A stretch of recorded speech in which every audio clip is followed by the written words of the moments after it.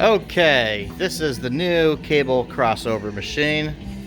So we have the one right here, which is a good one, okay? It's an old Maxicam Muscle Dynamics one.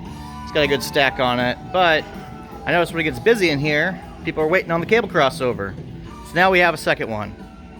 Thought about getting a functional trainer. Those would be really cool to have, but also very expensive. And this was at a very cheap price, to be honest. Anyway, so what's unique about this is that it's actually a old school Nautilus brand. I'm not sure what series it came from. It's got the belts on it, so it could be the ST2, I guess is what they're called. Maybe a Power Plus series. Not sure, but it's definitely Nautilus, okay? And weird thing, shared it in a group of people who are all experts in old school Nautilus equipment, and no one's even heard of this thing before. So I found no information online about it.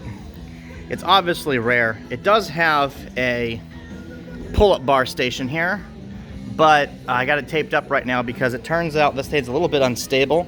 It's designed to be bolted to the ground. It's not bolted right now, so I don't want anybody to hate on it right now. Besides, we got actual pull-up stations over there and stuff, so people that need to do pull-ups here. But one thing that's kind of neat is it's belt-driven. It's a belt-driven cable crossover, which is quite a conundrum in the name, but nevertheless, it's what it is. And it's actually not too bad.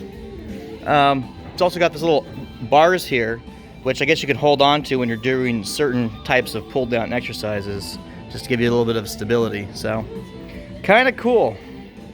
New addition to the gym.